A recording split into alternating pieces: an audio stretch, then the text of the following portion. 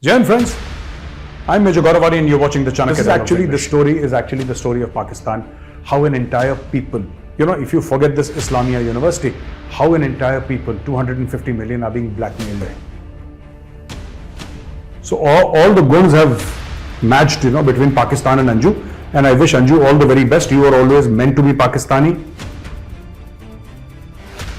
Jai Hind, friends. I'm Major Gaurav Arya and you're watching the Chanakya Dialogues English. Like this video, subscribe to our channel and don't forget to press the bell icon. In Moscow, the unthinkable has happened yet again. It happened earlier when drones hit the Kremlin. You remember those images, ladies and gentlemen? Now it's happened again. And drones, and the mayor of Moscow says these are Ukrainian drones. They have hit various buildings across Moscow. The international airport has been shut down, and this airport is called the Vnukovo International Airport. I hope I'm pronouncing this correctly. The Vnukovo International Airport has been shut down temporarily because all these drones are coming and hitting buildings. Obviously, these drones have explosives attached to them. This is exactly what happened in the Kremlin earlier. And we showed you those images also. There are 2-3 things I'd like to state before I move on to the next news item for the day, ladies and gentlemen. And the news here is this, that Ukraine has demonstrated the ability of hitting Moscow where it hurts. When I say Moscow, I mean Russia, as in the capital, because Moscow is the heart of Russia. That is where the political and economic decision making happens. Moscow is where Vladimir Putin sits. So, Kiev's ability to hit Moscow at will, this is something that is going to trouble the Russians, because this is non-conventional in every sense of the word, right? It's a small drone. That is what initial reports are saying. And I'll just go over it for a few minutes before moving on to the next news item. These are small drones. And the problem with small drones is they have to be controlled over short distances.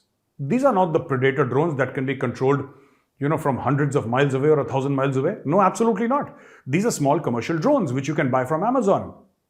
They're rigged. And, anybody can do that. It's any basic engineering student, who's done the basics of engineering, not even a qualified engineer. I mean, the first year or second year engineering student, he can make a rig by which you can release an explosive. And this is exactly what the Ukrainians are doing. Cheap and best. Cheap and best things. Buy a drone, right? How much does a drone cost? 50,000, 70,000, 1 lakh in Indian rupees. Put a grenade. This drone flies. At a certain point, you press a button on the remote.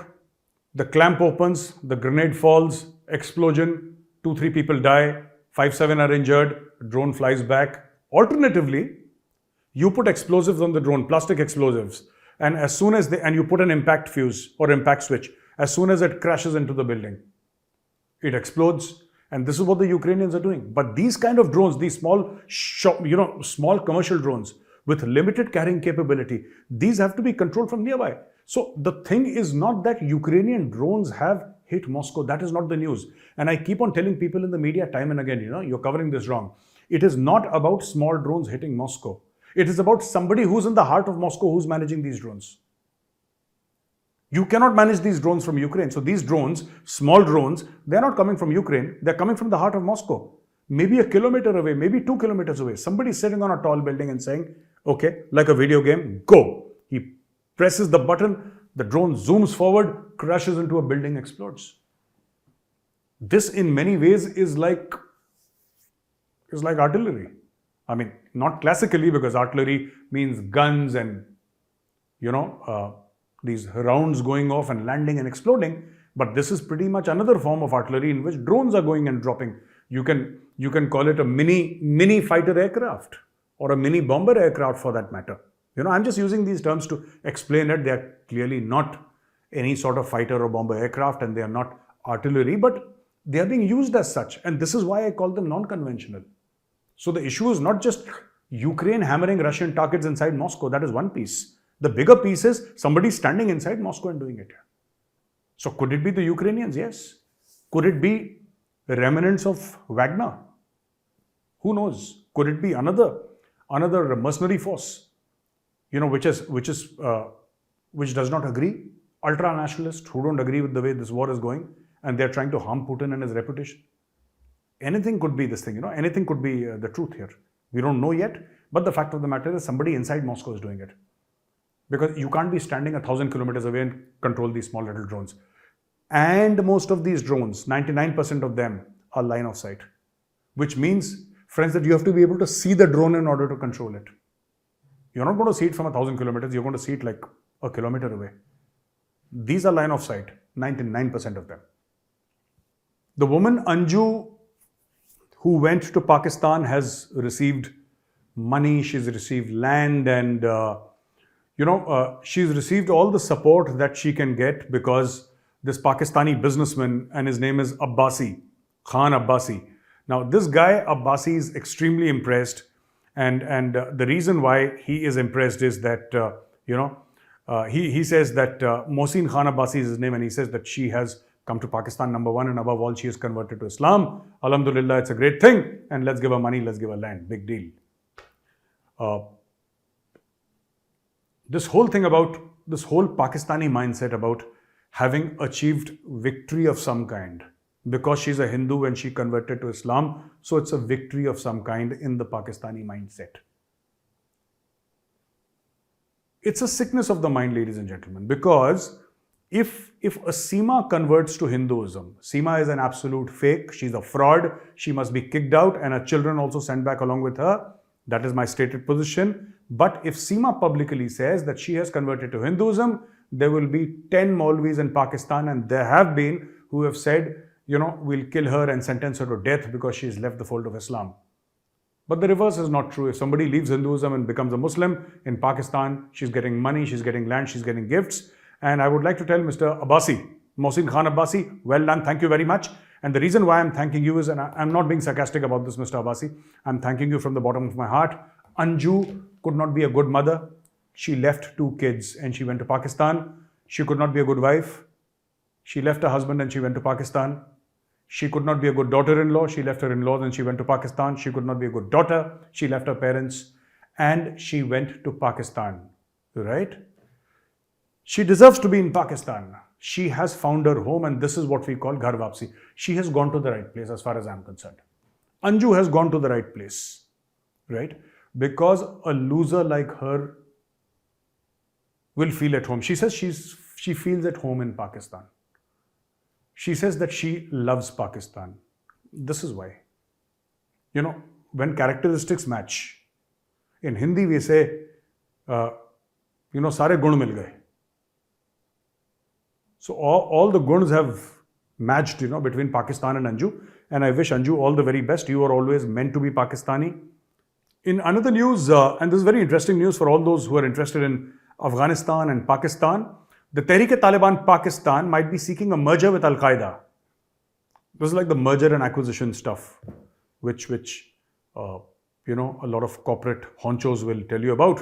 So this is like a merger and acquisition where Al-Qaeda wants to acquire Tehreek-e-Taliban Pakistan and TTP wants to merge with Al-Qaeda because, so create an umbrella organization that shelters all militant groups operating in South Asia.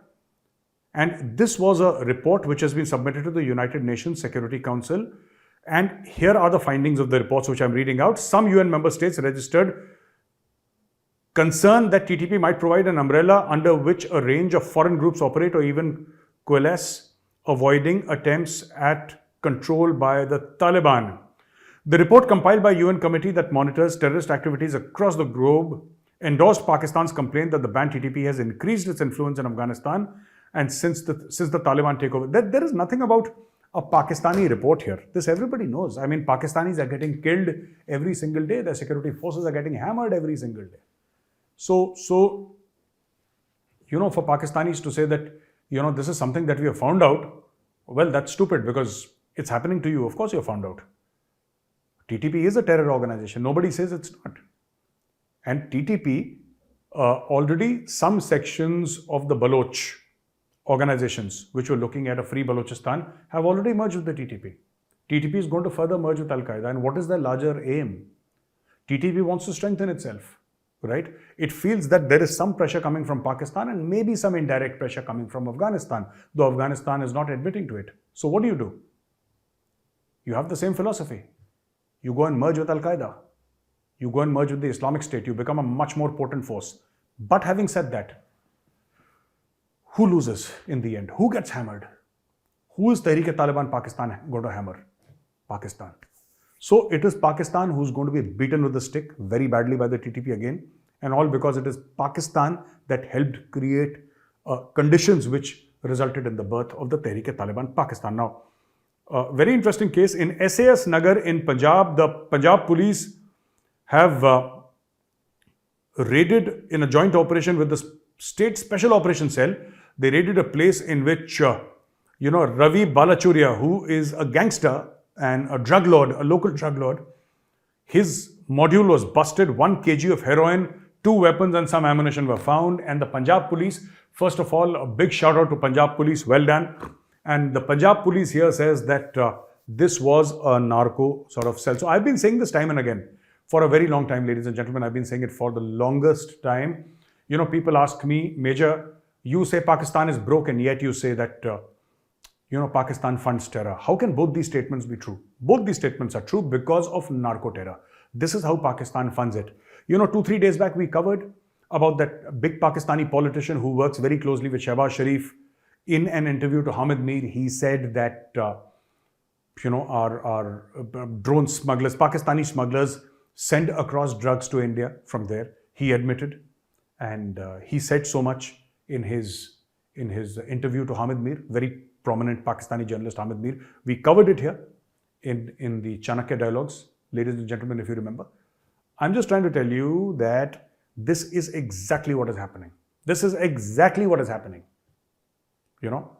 And the drugs come from Pakistan to India, and Balachuria kind of people who are Khalistanis, they sell this, they make money, and that is how they fund this so-called quote-unquote Khalistan movement. And coming to Khalistan, there is a very elderly person who was, he's now 83, so I cannot say anything against him. I hold no ill will against him. I'm sure he's a grandfather and he's a very elderly person. He's 83. So I'm not going to make any comment against him. His name is Avtar Singh Sanghera. He lives in the United Kingdom. And he says that the Khalistan movement in Punjab has waned significantly. It's just there in the mind of some infected people. Otherwise, Khalistan has no takers in Punjab. Right? Khalistan has absolutely no takers.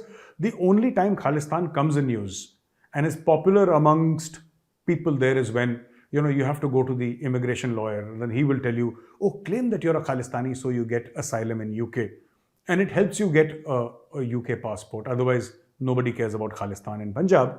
Also, he said that, I would like to tell the pro-Khalistani elements that don't do things that will impact the Sikhs in India, especially the young, the youth.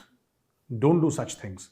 He's warning the Khalistanis, right? And this is exactly in another perspective. If you flip the perspective, or flip the argument actually, this is exactly what I've been saying. And I've been telling the Hindus time and again. Khalistanis will try to provoke you, attacks on temples, etc. Don't do anything by which the brotherhood of the Sikhs and the Hindus, which has been rock solid for hundreds of years, which has withstood, tyrannical rulers like Aurangzeb, which has withstood all the challenges. Please, do not allow the Khalistanis to drive a wedge between the Sikh brothers and the Hindu brothers. Do not allow it.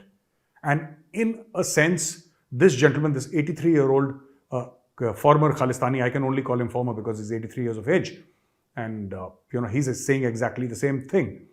Now, very concerning that in Pakistan, what has happened is that there is this Islamia University in Bahawalpur. Bahawalpur is in Punjab. And there are explicit videos of women. All right. And this is the name of the university is Islamia University.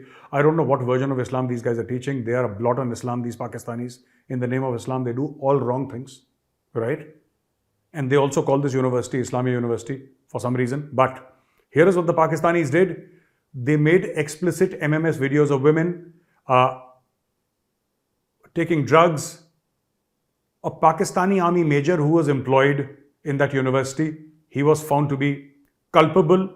He is involved, and I will also tell you that son of federal minister, that is the central minister, Chaudhry Tariq Bashir Cheema.